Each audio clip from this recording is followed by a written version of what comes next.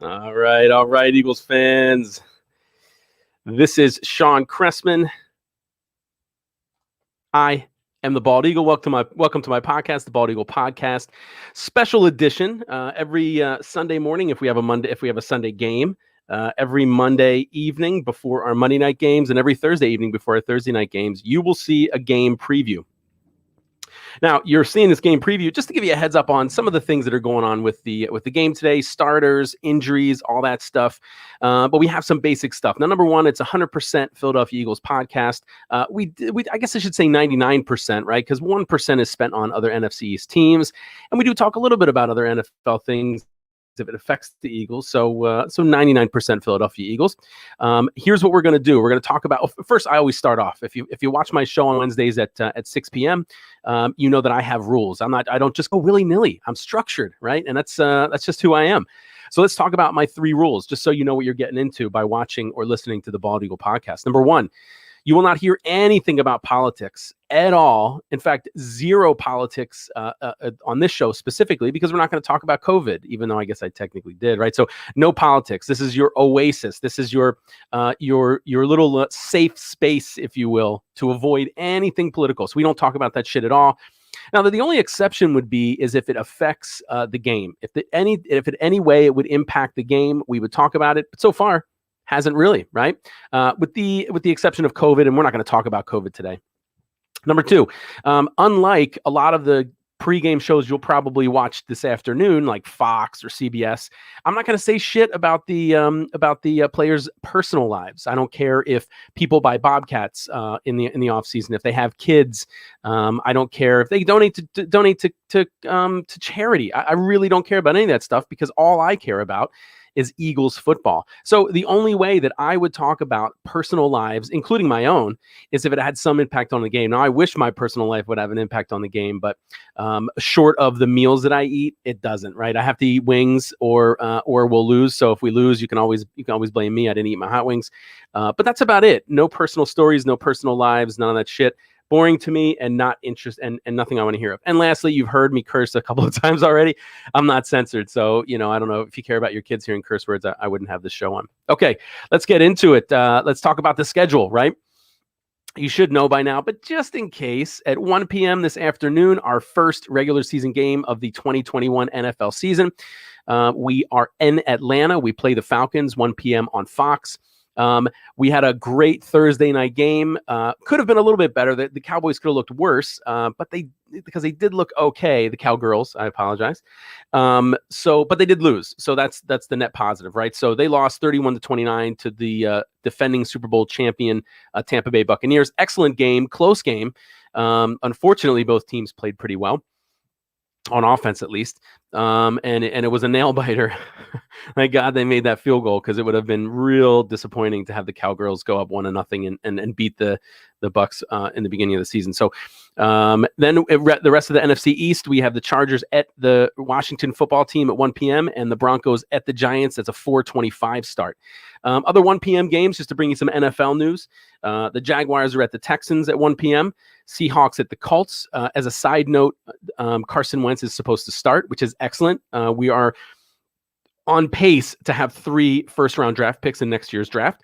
The Jets are at the Panthers. Going to be an interesting reunion with Sam Darnold. Vikings at the Bengals with a healthy Joe Burrow. And the Vikings have their new quarterback. Cardinals at the Titans.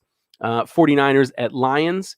Steelers at Bills. Those are all the early 1 p.m. games, Eastern Standard Time, of course. The 4 p.m. games, you got the Browns at the Chiefs, which could be very good. Packers at Saints. I'm not a big fan. I don't know. Jameis Winston is gonna be interesting to see how he pans out over a long season. Had a good preseason, but it's going to see if he can resurrect his career. Dolphins at Patriots. Mac Jones is beginning, right? Sunday Night Football, 8 p.m. Bears at the Rams, and Monday Night Football, 8 p.m. Ravens at Raiders tomorrow night. Okay, so let's get to a quick game preview. First, let's talk about injuries, and this is something I hope that we're able to say every week. The Eagles really don't have any significant injuries, knock on wood.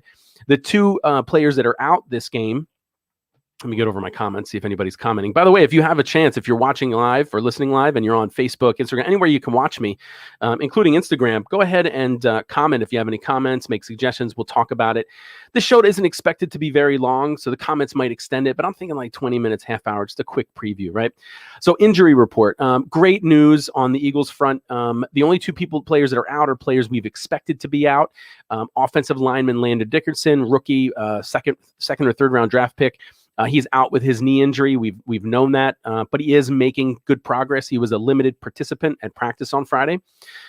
Same thing with safety Rodney McLeod. He's out with his knee injury that he's recovering from. He's also making good progress. Also limited participation at practice on Friday. Positive news about those guys, but we expected them to both be out. I mean, Rodney McLeod had hinted that he was trying to get back for week 1, but based on the timing of his injury and how long it takes for him to rehab, that was pretty unlikely. And then the only guy that had any injury designation, somewhat injury designation, was linebacker Davion Taylor, who's not starting anyway. He was questionable with a calf injury. However, he was a full participant at practice on Friday. So really no serious injuries to any key players. And same thing on the other side of the ball. And this is something I'm always hopeful for. I want everybody to be healthy. I want to beat people fair and square. And the Falcons don't have any injuries either. So that's something else that's good. They're healthy as well. So some game notes. We all know, or you should know by now, that we have a rookie head coach in Nick Sirianni. The Falcons also have a rookie head coach in Arthur Smith. This is the first time an Eagles rookie head coach has faced another rookie head coach in the season opener. Last time that happened was September 16th, 1973. The Eagles are 4-1 in season openers since 2016. Now, a lot of these stats, let me preview this. I've already talked about a couple, but let me just preface it all by saying a lot of these stats are especially when we get to rankings, are last year's stats. In addition, the 4-1 in season openers since 2016 is with completely different coaching staffs as well. Each coaching staff has its own set of procedures and ways to prepare for games and things like that. So this stuff doesn't really mean anything, right? Especially with two sets of rookie head coaches and coordinators and everything. So in any case, the Eagles are 4-1 in season openers since 2016. Let's hope that positive consistency rolls on. And across the board, the Falcons haven't won a season opener since 2017. So these numbers don't mean anything, but kind of interesting, right? Since 2000, the Eagles are 11-5 versus Atlanta. That's including playoff games. The total series records between the Eagles and Atlanta is 20-15-1 in favor of the Eagles. The last meeting, however, didn't go the way we had wanted. They beat us 24-20, and that was almost exactly 2 years ago, September 15th, 2019, and it was also a game in Atlanta. Since 2000, the Eagles are 97-43-1 on the road. Pretty good record. It's good for fourth best winning percentage in the NFL since 2000. 5.63 is the winning percentage. And on the other side, again, on the other side of the ball, the Falcons have not had a lot of luck since moving to Mercedes-Benz Stadium, their current home field in Atlanta.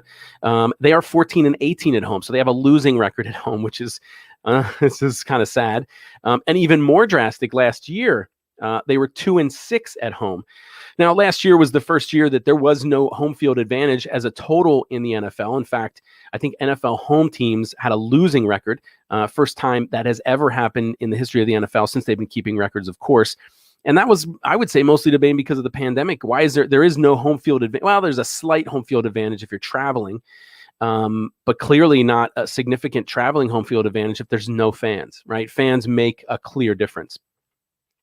Okay, so a lot of talk about starters over the last few weeks, right? We've had a 2-week break since preseason. We didn't really even get to see a lot of our starters in preseason. There was, the last 2 preseason games, there were joint practices held, Jets and Patriots, right before we played them in preseason. And so I guess to fans' dismays, because we didn't get to see those joint practices, we didn't get to see a lot of our starters. And maybe that's on purpose, not because not to take away from fans, but to take away from other opponents, right? Opposing teams is what I was trying to say. So we don't know a lot about. We don't know as much as we'd like. I haven't seen nearly as much as I would like to have seen of our starters in the preseason. But here we go. Here's our starting offense. As far as I can tell, this is what's online everywhere. So of course, Jalen Hurts got the start. He's our starting quarterback. No questions. Flacco's second. Minshew is third. We all know we have one of the top running backs in the league in Miles Sanders.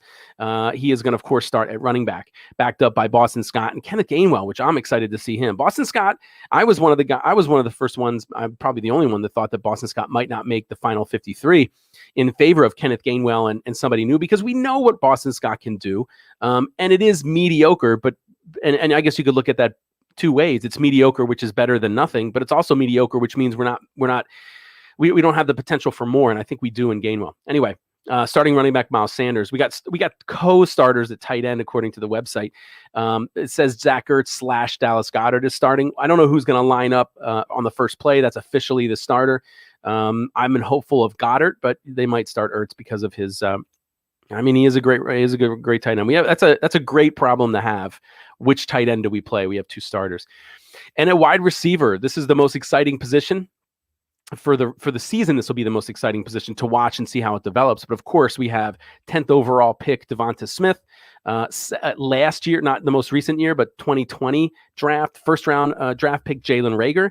And then the guy who's been making the most noise in our wide receiver back route, Quez Watkins, is the third wide receiver when we bring three.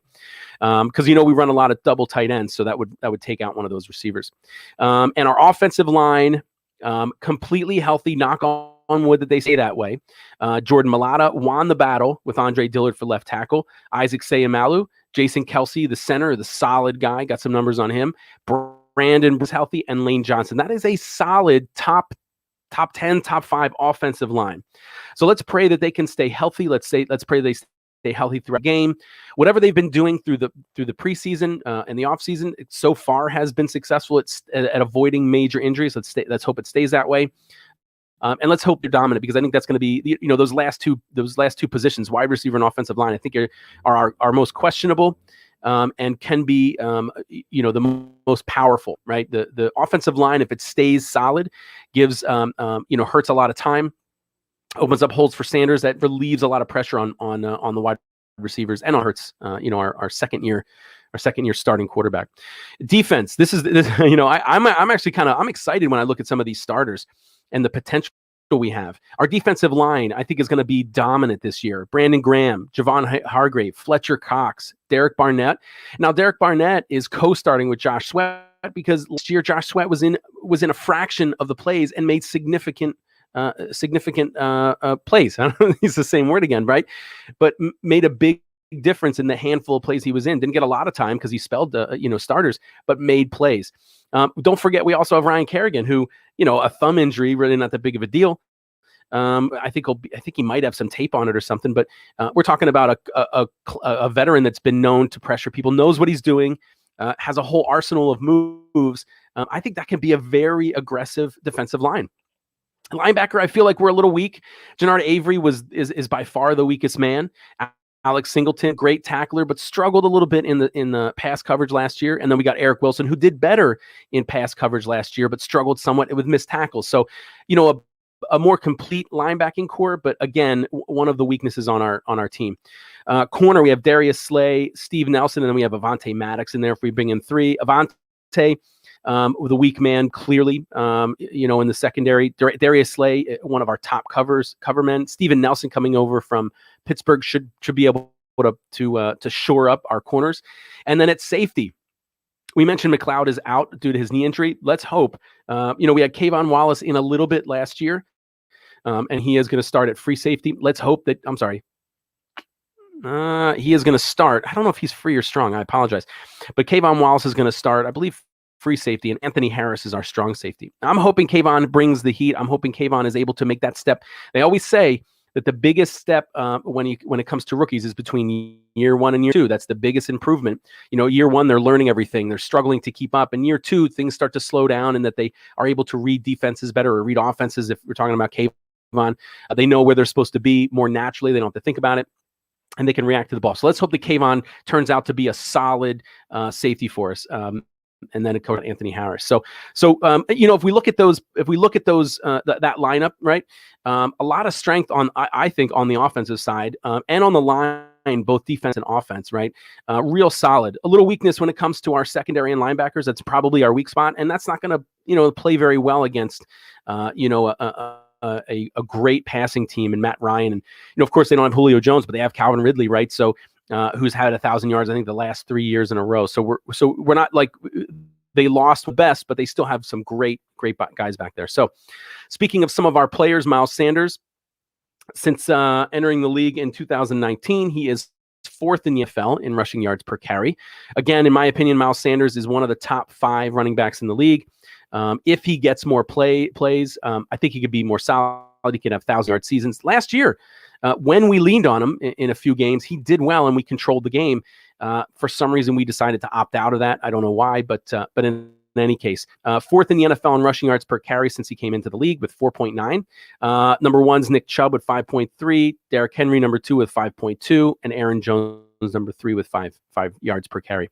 He's also fourth in the NFL in scrimmage yards per touch with 5.7. Number 1 is Austin Eckler, 6.3, 2 Alvin Kamara, 5.8, and 3 Christian McCaffrey, 5.8.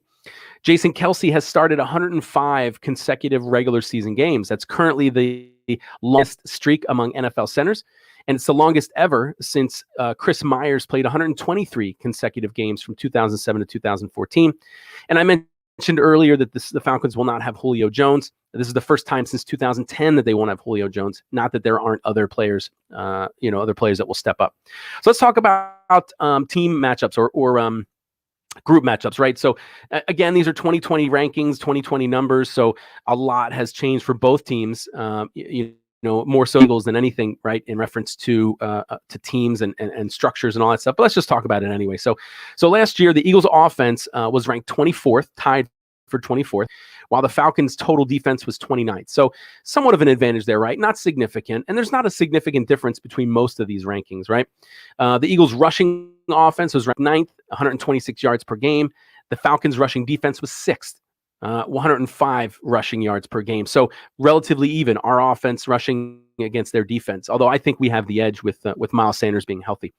The Eagles' passing offense was ranked 28th, while the Falcons' pass defense was ranked 32nd. This is where I think we have an opportunity to really move the rankings and make a difference, right?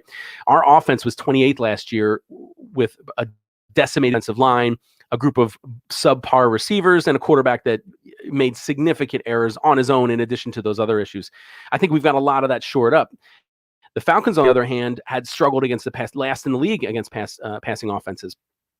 And they only made some slight changes, added two safety. So I think that's something definitely to watch. And I think that's where we have a big advantage in our passing offense against their passing defense. So look for us to, even though we are a good running team, and even though Miles Sanders is one of the top, I'm expecting us to throw often, especially if it's successful, because we know that that's their weakness.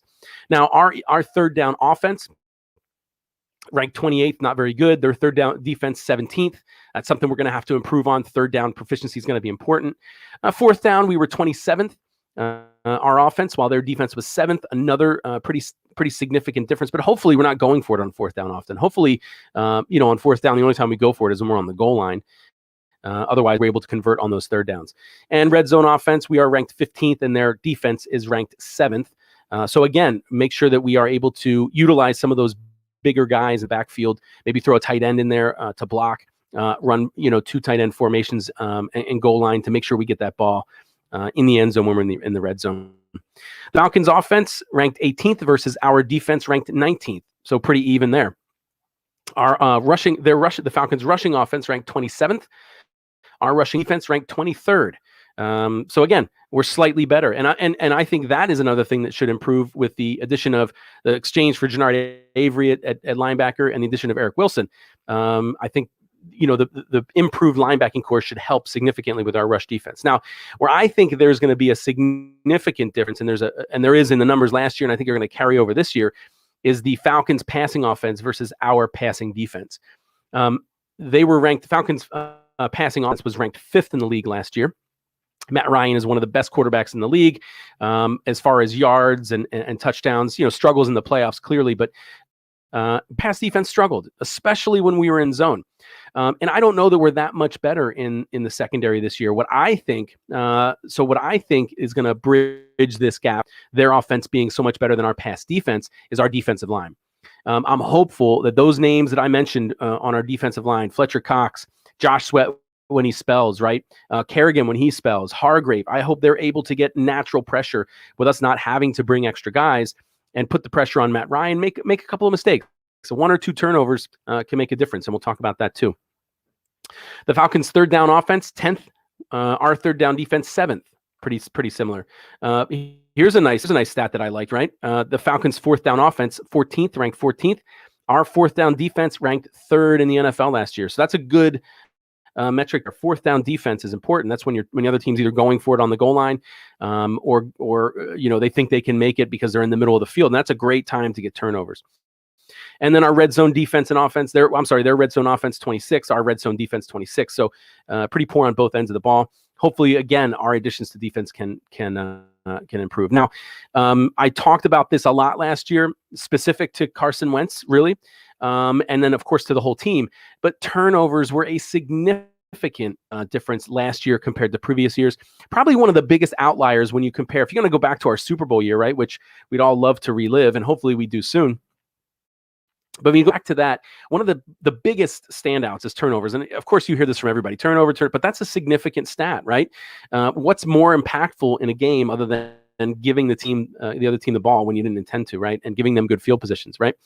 So that's something we need to work on, and something we were horrible with last year. So our turnover differential was we gave away the ball 10 times more than we recovered it, right? So we're minus 10 in turnover differential. That was 29th in the league. So we weren't worse. There was 3 other teams that were worse. 3. But the Falcons were +3, and that was tied for 13th. So significantly better.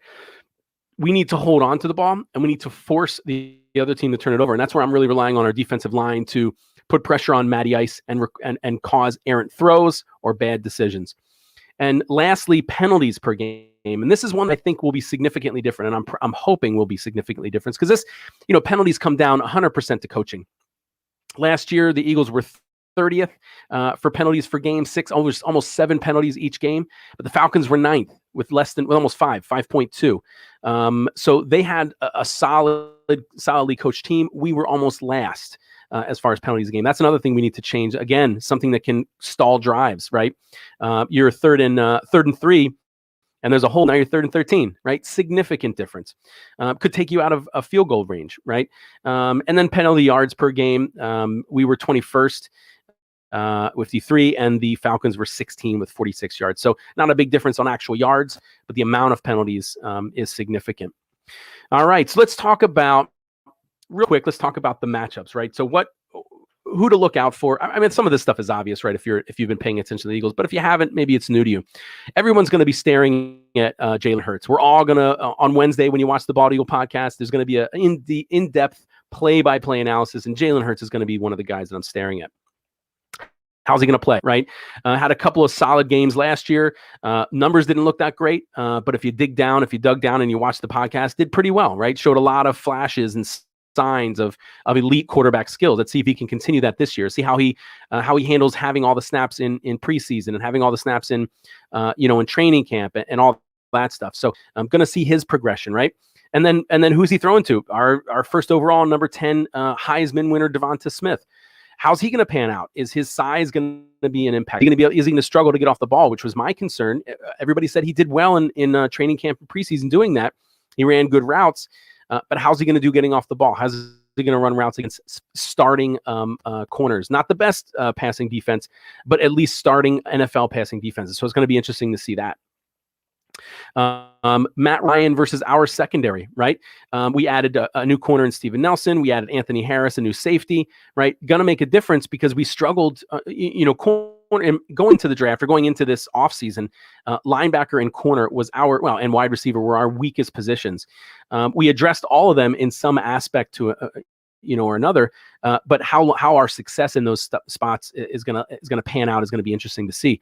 But our secondary versus Matt Ryan, who can pick apart defenses, and even more importantly, not just Matt Ryan in our secondary, but 4th overall draft pick tight end Kyle Pitts, huge guy, physically gifted, just a giant quick guy at tight end. How are we gonna do covering him? How are our linebackers going to end up if a linebacker covers Kyle Pitts, which we might not. We might bring in Avonte Maddox. That's going to be a struggle. So how do we line up against Kyle Pitts? I think it all comes down to our defensive line on defense. I think our secondary is going to struggle. I think Matt Ryan is a great quarterback. He's going to be able to find guys open. I think their receivers, Calvin Ridley's going to do well. I think Kyle Pitts is a giant guy who's going to, disrupt. He's tall. Who's the tallest corner we have? Was he 5'9", 5'10"? Kyle Pitts is, I think, 6'4". So there's some mismatches there. So I think our goal, and I mentioned this earlier, and our key to winning this game is our defensive line, right? Our defensive line need to get to Matt Ryan, cause turnovers, cause mistakes, to end drives, or to give us a short field on the other end. So that's going to be, I think, the key to the game. I mentioned it a couple times. Right? Eagles defensive line needs to pressure Matt Ryan, cause turnovers, and then I think that's our key to the game. So that brings me to the bald eagle. Wow, let me skip to the. I'll do the bald eagle prediction at the end, right? Well, we'll save the end for, the end for. We'll save the end for last, right? So the odds, just so you guys are aware, the Eagles are giving away 3 points, right? And the over under is 49. So that's what the odds are. So a pretty close game, 3 points. It's a field goal, right? The bald eagle prediction. Here we go. The defense line. I predict that the defensive line does pressure Ryan. I predict that they cause 1 or 2 turnovers, whether it be a sack, fumble. They put pressure on Ryan, an errant throw, and maybe one of our guys jumps a route. One way or another, I think we're able to grab a pick and or a sack, fumble, right? And I think because of that, we're able to win. I think Hurts has a solid game. I'm not saying I'm not saying he's going to light anything up. We might have a nice, great play by Watkins, because who are they going to key on? Watkins, Smith, or Rager, right?